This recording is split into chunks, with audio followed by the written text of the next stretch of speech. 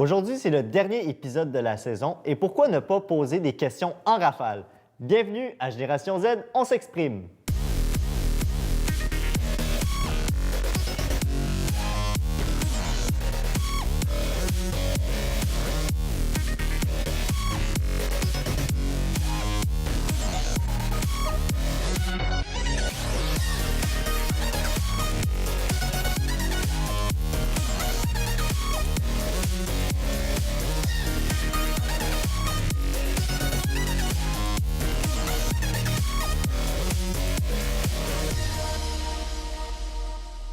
Aujourd'hui, je pose des questions en rafale sur plusieurs sujets et j'ai le plaisir de recevoir mes collaboratrices qui sont toujours fidèles au poste, Nour, Virginie et Valéria. Bonjour les filles, ça va bien? Oui, toi?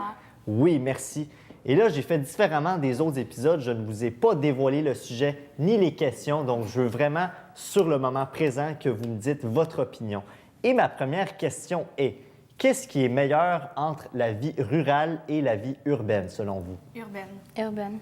Pourquoi? J'aimerais avoir votre explication. Parce que moi, j'ai eu la chance et la malchance de connaître les deux styles de vie. Et honnêtement, je trouve que pour moi, mon style de vie, c'est un style de vie très rapide qui bouge tout le temps et que j'essaie de faire beaucoup d'activités. Et rural, c'est très, très long. C'est vraiment très calme. Puis dès que tu arrives en ville... Et t'aimes pas ça, toi, le calme, non? Non, pas du tout. Moi, je suis... Toi, t'aimes quand ça bouge 100 000 à l'heure. C'est ça, exactement. Et est-ce que c'est la même chose pour toi, Valérie? Mais moi, c'est juste, j'aime faire plusieurs activités, puis comme rural, c'est un peu trop calme pour moi, puis c'est vraiment ça. Puis genre, j'aime quand ça bouge, j'aime sortir, j'aime faire des trucs. J'aime pas être comme trop renfermée. Puis tu sais, quand t'es en ville, t'as tous les transports Tous les en services, commun. transports en Tout est là. commun, cinéma, Puis, centre d'achat. C'est ça prend même pas 5 minutes de te rendre genre au centre commercial le plus près de chez toi, tu sais. Mais comme quand tu vis en campagne, ça te prend 1 heure de te rendre comme au centre Juste au commercial. dépanneur, ne serait-ce. C'est ça, juste au dépanneur, juste pour aller faire ton épicerie, là. Puis t'as pas le même style de vie, ça coûte un petit peu plus cher aussi. Quand tu veux manger bien, ça coûte un petit peu plus cher. Exact. Puis dès que t'es en ville, ça coûte pas cher. Il y a des petits marchés genre à côté de chez toi, puis tu peux trouver des bons fruits, là. Donc, Et toi, Nour? Moi, j'aime bien les deux. Oui, j'aime ce qui bouge beaucoup, puis être dans la ville parce que c'est là où il y a beaucoup de monde, c'est là où toute l'action se passe. Mais aussi, à un moment donné, ces temps-ci, l'urbanisation, c'est vraiment rendu vraiment... On a tellement de pression en ville, c'est rendu trop pour nous, des fois. Le stress, tout ça. On est vraiment stressé. Fait que moi, j'aimerais vraiment ça expérimenter un peu la vie rurale, mais pas pour tout le temps, mais Pour un c'est certain intéressant, moment oui. de ta vie. Mais moi, j'irais entre les deux, dans le sens que je n'habite pas en ville, je n'habite pas en campagne, mais en banlieue, à Boisbriand. Et c'est parfait parce que j'ai sensiblement les mêmes services et les mêmes activités qu'en ville.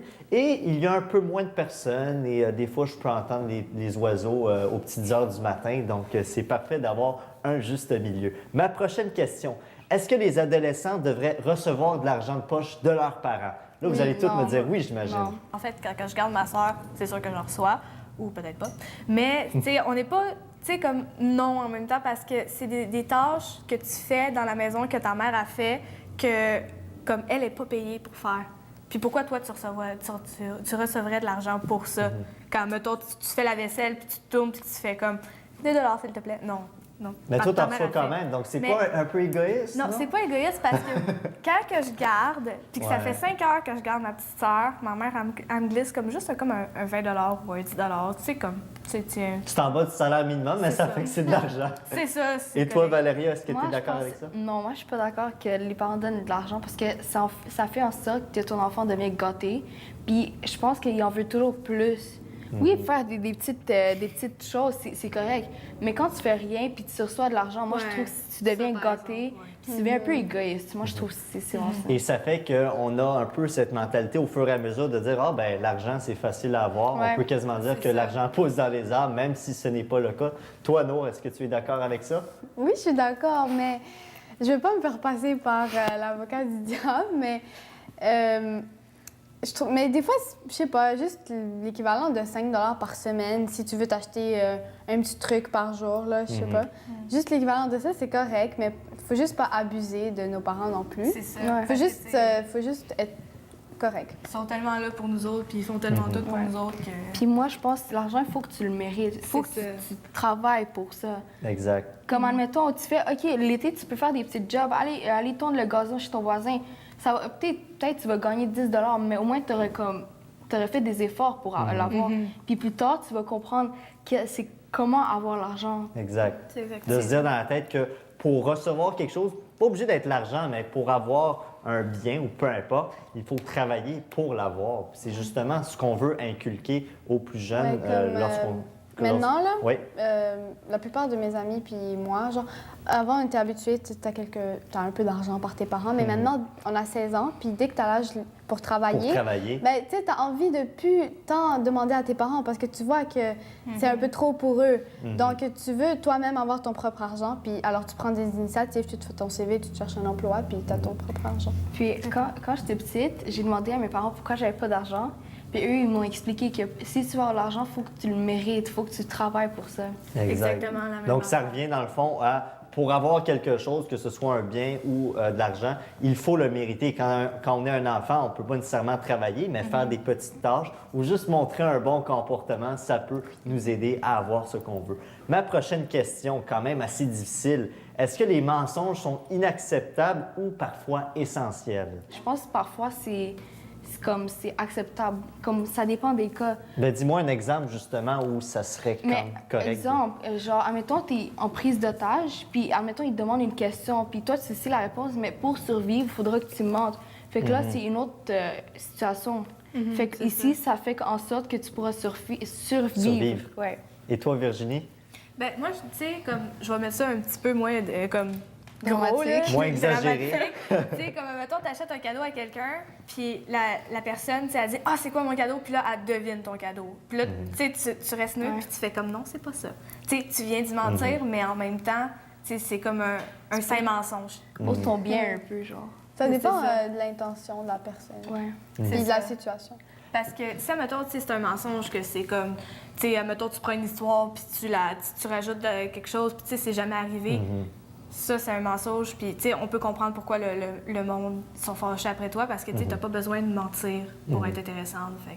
Puis j'ai lu une statistique récemment concernant le mensonge qui disait que les gens mentent en moyenne 7 fois par jour. Oh mon Dieu. Donc, on s'entend qu'en moyenne, ces 7 mensonges, ce ne sont pas nécessairement des bons mensonges, mais pourquoi, selon vous, les gens mentent autant? Mais moi, je pense que c'est pour pas se protéger, mais comme être dans une bonne position. Soit se protéger, soit se rendre intéressant. Ça dépend de toute la personne. Parce que si la personne elle ment comme qu'elle respire, c'est pour se rendre intéressant. Mais si c'est pour se protéger, admettons, tu es dans une situation à l'école, puis là, comme tantôt elle disait, comme il y a du monde par-dessus toi, puis ils sont comme Ah oui, tu le sais la réponse, puis si tu la connais pas, ça va aller mal pour toi. Ben là, tu vas être obligé, genre, tu sais, de mentir, puis comme. Tu sais, ça va être un saint mensonge, dans le fond, mais tu sais, c'est comme pas toujours des mensonges. Tu sais, en plus, ça dépend de l'ampleur du mensonge.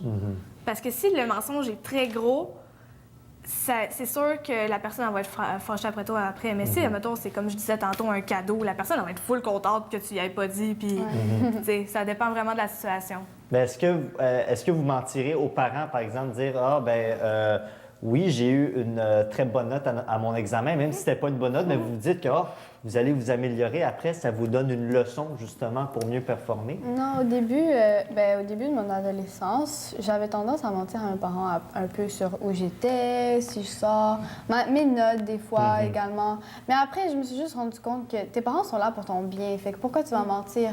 Juste dis-leur où t'es, c'est pour ta sécurité. Tes notes, moi, ils me font confiance. Ils disent tu vas te rattraper si tu as une mauvaise note. Les parents sont là pour notre bien. Ils sont pas là pour nous mettre des bâtons dans les roues ou quelque chose. Exact. Maintenant que j'ai eu votre opinion sur ces 3 sujets, j'aimerais savoir qu'est-ce que les jeunes en pensent là-dessus et voici ce qu'ils m'ont répondu.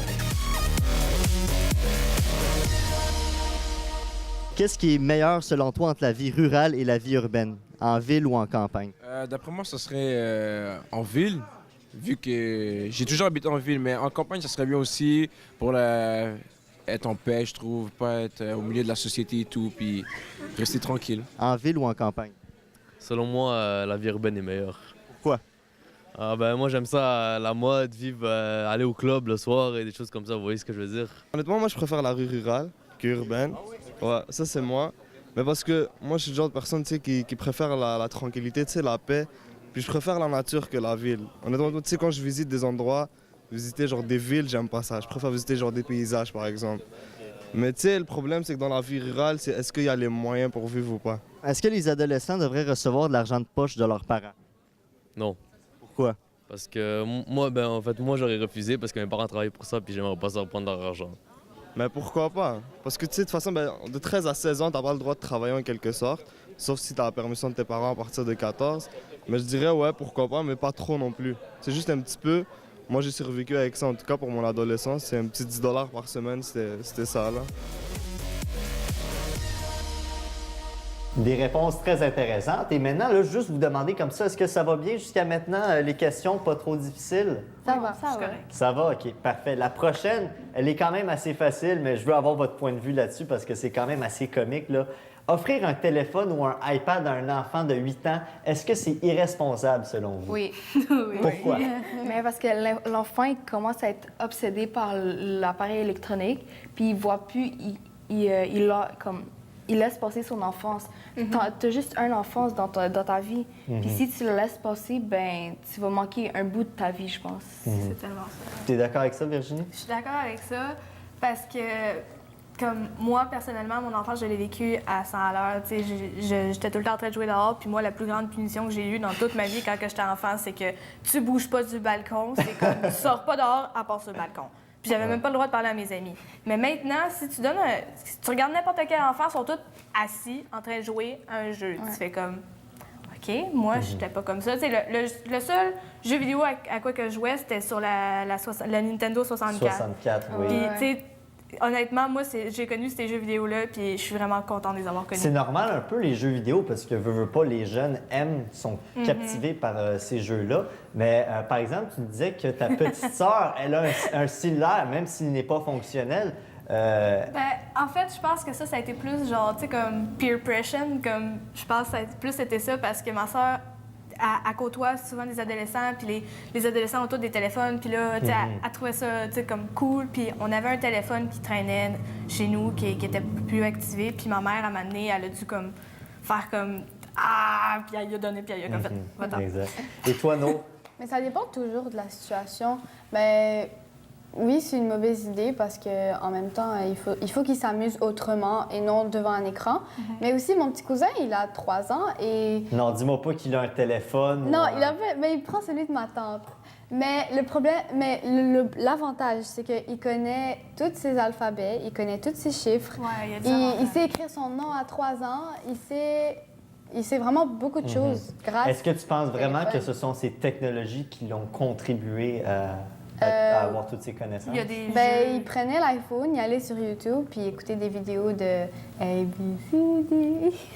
Ah, OK. Fait que dans ce cas, oui. Ouais, mais si c'est pour des normes éducatives, oui, c'est bon. Mais sinon, mais ça dépend toujours de la surveillance du parent. Puis, Exact. du Mais tu sais, contrôle. comme moi, mon cousin, il y a comme une tablette chez ma tante. C'est comme de la tablette comme pour tout le monde. Puis mon petit cousin, il a tout le temps des jeux, genre c'est des jeux interactifs pour enfants, comme des casse-têtes, puis des affaires comme ça. Puis en même temps, ma tante, elle a pas à acheter plein de casse-têtes, puis tu sais, c'est comme à dépenser beaucoup, puis parce que les casse-têtes sont gratuits.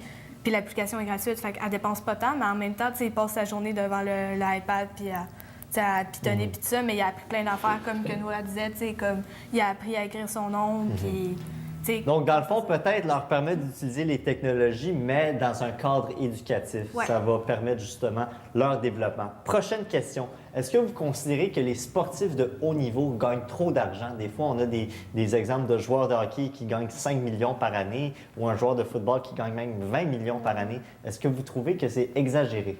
Oui, puis Ben non. oui. Oui, puis non. Pourquoi? Ouais. Ben oui, parce que c'est quand même juste un joueur. Puis comme, je m'imagine si c'est un joueur qui gagne juste 20 millions, puis combien toute l'équipe gagne, genre en moyenne. Puis non, non, parce que c'est quand même, tu sais, il a fait des efforts.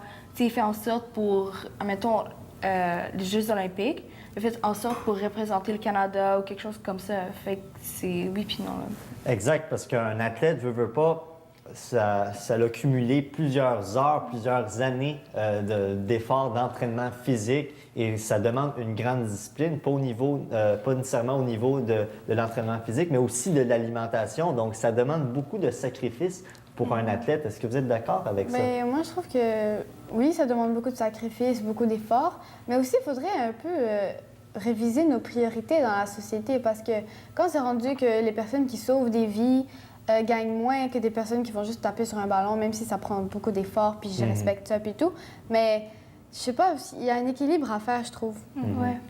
Mais en même temps, je veux dire, les propriétaires d'équipes sportives, pour attirer des gens à voir les parties, ils doivent, ne serait-ce que attirer des vedettes. Et pour attirer des vedettes, ça prend de l'argent. Donc, eux, pas qu'ils ne veulent pas, mais ils ne sont pas dans une position pour nourrir une population en entier. Leur but, c'est d'être propriétaire d'une équipe sportive et d'attirer les gens, d'attirer la clientèle. Donc, c'est pour ça qu'ils payent des salaires. Donc, vous ne trouvez pas justement que c'est justifié dans ce contexte-là? Ouais. En Virginie, tu trouves pas? Tu sais, je trouve que oui, ils donnent trop d'argent parce que justement, ils n'ont pas les bonnes priorités aux bonnes places. Mais en même temps, je peux pas vraiment mettre mon point là-dessus parce que je suis vraiment pas une sportive d'âme. Honnêtement, je vais me faire taper dessus par toi. J'écoute pas le hockey. Ah non, je déteste ça. Je suis comme. Mais c'est pas grave parce que tu vois, c'est quand même l'offre et la demande. Les gens qui écoutent le hockey vont consommer, vont acheter des billets, vont acheter un chandail avec le nom de famille du joueur. Ça lui donne plus d'argent. Donc, c'est vraiment Mais justement, ils ont déjà assez d'argent, comme je sais pas comment ça s'appelle, là, mais en tout cas, le hockey. Là, Oui, le t'sais, hockey, oui. il leur donne comme de l'argent déjà parce qu'ils jouent dans l'équipe. Mais à cause qu'ils ont leur nom derrière un chandail, ils gagnent de l'argent encore plus. Ils n'ont pas déjà assez d'argent? Non, j'aime porter un chandail avec mon joueur préféré Ben dessus, oui, mais mais- ça, c'est une opinion personnelle. Dernière question du bloc. Est-ce qu'il faudrait augmenter ou diminuer le nombre d'immigrants au Québec? Ou que ce soit stable comme ça? Vous avez Stable trois comme choix. ça. Stable comme ça. Pourquoi? Ben moi, je pense parce que c'est bien d'avoir des Québécois comme quand même c'est un pays où il y avait le français en première place. Puis c'est bien d'avoir des immigrants parce que les personnes ils commencent à développer des cultures, ils sont plus internationales. Ben, moi, je dis que c'est bien qu'on ait beaucoup de personnes, comme beaucoup de nationalités autour de nous, parce que ça nous permet d'apprendre plus. Mais en même temps, il y a comme un côté négatif qui commence à s'ajouter, parce que moi, personnellement, quand je m'en vais dans le centre-ville, tout ce que j'entends, c'est de l'anglais partout. Moi, ça ne me dérange pas parce que je parle anglais. Mais si, mettons, j'apporte mon grand-père qui ne parle aucunement anglais, il va se sentir mal à l'aise, puis on est dans un pays français. On a travaillé pour ne... En fait, le Canada est un pays bilingue, mais la province, langue officielle, la première langue du Québec, c'est le français. Mais quand c'est même, ça. on accueille 50 000 personnes qui arrivent à chaque année au Québec et souvent, ces gens-là ne sont pas bien encadrés. Est-ce que tu es d'accord, tu es d'accord avec ça, Nour, que justement, il faudrait peut-être mieux sensibiliser les gens à apprendre le français ou à apprendre les valeurs québécoises? Oui, bien, tout d'abord, je trouve que ça devrait rester stable parce que pour l'instant, on a assez de problèmes en ce moment avec le taux de chômage des immigrants, l'intégration de ceux-ci également. Fait qu'il faudrait plutôt se concentrer avec ceux qu'on a en ce moment. Puis je sais aussi que le gouvernement a des projets de un peu trier les demandes d'immigration par rapport aux compétences qu'il peut avoir, la langue, etc. La langue aussi, le marché du travail, S'il va s'intégrer facilement. Exact, s'ils correspondent au marché du travail. Ouais. Donc, maintenant que j'ai eu les réponses de mes trois intervenantes, on va voir qu'est-ce que les jeunes en général, ils en pensent. Est-ce que offrir un téléphone ou un iPad à un enfant de 8 ans, c'est irresponsable? Ben, je dirais oui et non. Oui, pour les jeux, c'est bien pour eux, mais si c'est pour appeler au téléphone un ami ou texter, ça m'étonnerait qu'ils en auraient besoin. Ben, iPad, ouais, pourquoi pas. Mais iPhone, non, pas un téléphone cellulaire avec lequel il peut appeler. Tu sais, 8 ans, c'est un peu trop jeune. Mais iPad pour jouer, ouais, ça c'est sûr. Tu sais, c'est comme un jeu comme un autre. Là, c'est comme si j'achetais des petites Si voitures. c'est juste dans un cadre de divertissement pour le jeune qui joue, c'est correct. Ouais. Est-ce que tu trouves que les sportifs de haut niveau gagnent trop d'argent? Ouais. Trop, beaucoup trop même. Pour une job qu'ils font, puis que je trouve que c'est pas, ils risquent pas leur vie à faire ça, là, comme exemple les pompiers ou les policiers. Il y en a aussi qui font autant d'efforts qu'eux, pourtant ils se rendent pas aussi loin, tu sais. Est-ce que pour autant, celui qui n'a pas réussi à se rendre aussi loin, est-ce qu'il mériterait de l'argent lui aussi? Non, c'est pas une question d'effort vraiment, tu sais. il y a des travails plus durs que ça. Tu sais, les gens qui travaillent dans les usines, les gens qui travaillent dans les champs, ils font un travail beaucoup plus dur que les sportifs. Pourtant, ils ne gagnent pas des millions comme eux, là. Est-ce qu'on devrait augmenter, diminuer ou rester stable le nombre d'immigrants au Québec? Il y en a environ 50 000 qui arrivent à chaque année. Puis là, on voit souvent des problèmes de charte, de liberté d'expression, de valeurs québécoises. Qu'est-ce qu'il faudrait faire? Ah, pour ça, j'ai aucune idée, mais moi, je trouve que c'est toujours bien d'avoir plusieurs personnes de d'autres pays. Ça fait découvrir un peu le monde en voyant les différentes cultures. Moi, je trouve que c'est bien. Moi, je pense qu'ils doivent continuer à venir parce que je trouve qu'ils diversifient les choses, qu'ils amènent plus de leur culture ici et tout ça. Ouais. Donc, est-ce qu'il faudrait l'augmenter ou rester stable? Rester stable, il ne faut pas augmenter, il ne faut pas abuser de ça non plus. Là. Moi, je pense qu'il faudrait d'abord commencer avec les jeunes. Tu sais, parce que les parents, c'est un petit peu... Je dirais pas que c'est trop tard, mais c'est un petit peu comme... Ils sont déjà vieux, tu sais, c'est un peu plus difficile. Mais pour les jeunes, ce serait plus dans les écoles, plus les aider à ce niveau-là. Tu sais, ceux qui... Parce que ce serait eux l'avenir, en quelque sorte. Fait que moi, je dirais que c'est ça à peu près, là. Encore des réponses intéressantes. Et là, je veux vous poser des questions qui sont quand même assez intenses et qui touchent vraiment ici en Amérique du Nord. Et la première est, est-ce que les femmes sont égales aux hommes en Amérique du Nord? Parce que je sais peut-être ailleurs en Europe, en Asie, ce n'est pas le cas, mais est-ce que c'est le cas en Amérique du Nord? Comparé à certains pays, oui, les femmes sont égales aux hommes, comparé à certains pays. Mais si on regarde nous, il y a toujours des variances. Dis-moi des exemples. Oh mon Dieu. Par où commencer? Ah non, finalement, je pense que les hommes sont... Non, mais quand même, peut-être au niveau de la société, je ne sais pas, la perception, par exemple, dans des emplois... Bien, juste un stéréotype qu'on va voir partout, la femme est plus faible que l'homme. Ouais. Ça, on le voit partout. Mais c'est sûrement pas vrai. Là. C'est pas vrai. Non, la c'est femme est différente et la femme est indispensable à la vie. Donc, je trouve C'est ça. c'est quand Mais- même... Mais je veux dire, au Québec, précisément, là, au niveau des emplois, par exemple, un poste de président d'une entreprise, les gens perçoivent que ce serait mieux un homme qui dirige l'entreprise. Ben- Par exemple, si on va de l'autre côté, ben, pour être dans une garderie ou dans le niveau de c'est ça, l'éducation, c'est- ce serait plus une femme. C'est tous des stéréotypes qui restent des années précédentes qu'on a. Tu sais, comme on verra pas un président femme, mais ça peut arriver. Ben ouais. Ben, juste au Québec, C'est ça. première ministre femme en 2012, Pauline Marois, Mais c'est c'est quand ça, même mais on un parle- exploit. Il y a quelques années, on pensait pas que ça pourrait arriver. Puis c'est arrivé. Mais encore là, c'est des stéréotypes qu'on s'est comme basés sur notre passé. Donc c'est vraiment... Est-ce que tu es d'accord avec ça, Valéria? Moi, je suis d'accord, mais en fait, je pense que les femmes sont un peu égales aux hommes. Ils ont comme... Oui, ils sont faibles, mais ils peuvent occuper un poste de gérant. Dans le fond, pas faibles, sont peut-être moins fortes physiquement, Ouais. là, on s'entend. Mais justement, ils peuvent atteindre les mêmes postes que n'importe c'est ça. qui. Mais là. par exemple, je vois moins une femme pompier que... Pompière, ouais. Ouais, pompière. Genre Un un homme. homme, je vois mieux. Non, moi je les vois. Je trouve qu'on est assez égaux ici au Québec. Je vois un policier femme, une policière, un policier, Ouais. une pompière, un pompier. Mais dernièrement, je suis tombée sur un article de... Je sais pas si c'est le NPD, mais ça disait qu'ils voulaient l'équité salariale encore. Puis ouais. je sais pas, ça m'a fait... Je croyais qu'on était égal. Ouais, moi aussi, je l'ai vu, Mais cet est-ce que article-là. ça veut dire qu'on n'est pas encore égaux C'est ici ça. au Canada ou... Ben, je sais pas, c'est que peut-être dans certains Certains domaines, il y a les hommes qui sont plus payés que les femmes. Et ça, veut pas, ça reste à la discrétion de l'employeur. C'est le patron qui décide du salaire des employés. Mais c'est sûr que si peut-être on dirait que pour tous les domaines, tous les salaires doivent être égaux entre sexes, ça peut porter à confusion parce que là, il y a l'aspect expérience qui vient en ligne de compte. Si l'homme est plus expérimenté de la femme, est-ce qu'il devrait quand même avoir le même salaire? Donc, c'est un débat qui va quand même perdurer pendant longtemps ici au assez Québec, mais ne complexe. serait-ce qu'il y a quand même eu beaucoup d'efforts ces derniers temps.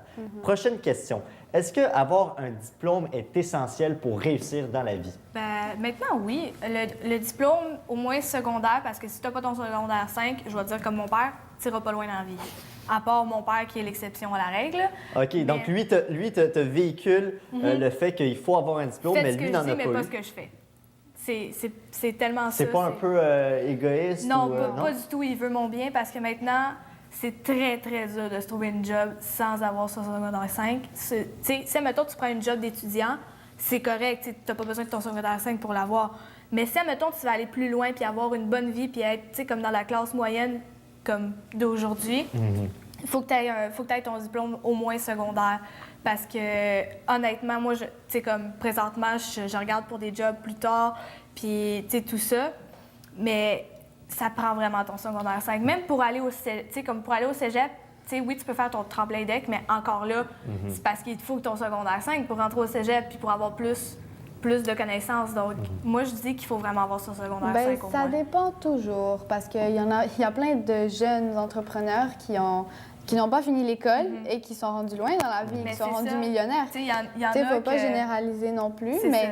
de nos jours, c'est important de finir son secondaire puis de se rendre à l'université pour plus tard. Mais il faut faire confiance à l'entrepreneuriat des fois, puis ça dépend de Ouais. nos capacités, de nos aptitudes, de nos talents. C'est ça, comme je Exact. disais tantôt, il y a des exceptions à la règle, comme mon père qui est vraiment une très, très bonne exception à la règle. Ou, exemple, si je remonte dans le temps, Henry Ford, dans le domaine de l'automobile, il n'a même pas terminé son secondaire. Et la grande entreprise dans l'automobile qu'il a fondée, ça lui a rapporté beaucoup. Et même si on y va un peu plus aujourd'hui, actuellement, Mark Zuckerberg, le fondateur de Facebook, bon, lui a eu son diplôme de secondaire, mais il n'a pas terminé ses études universitaires. Donc, secondaire, on peut être conscient que ça peut être bénéfique, mais est-ce qu'il faudra aller plus loin, Valéria, concernant les diplômes, que ce soit au collégial ou à l'université, finir un bac ou finir une maîtrise ou un doctorat? Mais moi, je pense, en général, si tu veux avoir un bon travail, il faudrait que tu finisses au moins ton cégep ou ton université. OK. Ce serait bien. Mais moi, je pense que les personnes qui n'ont pas fini le secondaire puis qui sont millionnaires, je pense que c'est un coup de chance. Moi, je pense que c'est vraiment ça. Parce qu'en général, si tu as un bon travail, un bon salaire, il faudrait que tu finisses ton université. OK. Puis est-ce que tu es d'accord avec ça, non? Que Non. les gens ne sont pas, qui sont pas éduqués ne peuvent pas être riches comme ça. là. Non. Il y en a, je sais pas, tu as 16 ans, tu peux venir avec une idée innovatrice qui va être gagnante. Et voilà, ça, c'est pas un coup de chance, c'est plutôt un coup je sais pas, d'intelligence, je sais pas. De travail, d'effort qui a de- été ouais, continu c'est ça, et qui font c'est que cette de personne est réflexion, récompensée. Exact. Et dernière question, et là, ça va être vraiment thématique parce que justement, on est en ce moment dans une émission de télé. Est-ce que la web télé va remplacer la télé? Avec l'ampleur que ça prend, les YouTubers, en général, les abonnés c'est tellement grand. Je vais juste prendre l'exemple de PewDiePie qui est rendu avec, je me rappelle plus combien d'abonnés, mais il y en a vraiment beaucoup. C'est un record du monde. Puis je sais, sa communauté grossit, comme tous les autres YouTubers aussi. Puis peut-être pas remplacer comme la télé, mais Plus être populaire. égal. Ça, je pense OK. que ça pourrait arriver. Tu sais, comme voir un YouTuber marcher sur le même tapis rouge qu'un acteur. Ouais. Je pense OK. que ça pourrait arriver très, très bientôt. Ouais. Puis est-ce que tu es d'accord avec ça, Valérie? Ouais, vraiment. Puis Parce- je suis sûre que les web, ils vont être plus populaires que la télé. Puis justement, en ce moment, nous, on est un parfait exemple parce qu'ici, la télé est diffusée dans la région de Laval, mais pour ceux, justement, qui habitent à l'extérieur de Laval et qui veulent écouter l'émission, peuvent se rendre sur TV Laval, sur YouTube ou sur Facebook. Est-ce que tu penses, justement, Nour, que ça va complètement remplacer la télé, qu'on n'aura plus à regarder la télé dans le salon, qu'on va utiliser un ordinateur? Mais complètement remplacé, ça prendrait quand même quelques années encore. Là. Mais venir à une échelle égale, peut-être, dans quelques années. Mais en même temps, l'industrie de la télévision est encore présente quand même, majeurement. Puis la web télé est encore en train de se développer. Exact. Je vous remercie beaucoup. C'est tout le temps qu'on avait pour cette émission. Nour, Virginie et Valéria, merci beaucoup de participer à l'émission. Et sur ce, pour la dernière émission de la saison, ma question pour la page Facebook est la suivante. Quel a été votre épisode préféré de cette 4e saison de Génération Z On s'exprime? Vous pouvez aller aimer notre page Facebook Génération Z On s'exprime. Également, si vous voulez regarder les autres épisodes d'avant, vous pouvez aller sur notre chaîne YouTube et sur tvlaval.com. Donc, sur ce, bonne fin de saison sur les antennes de TV Laval.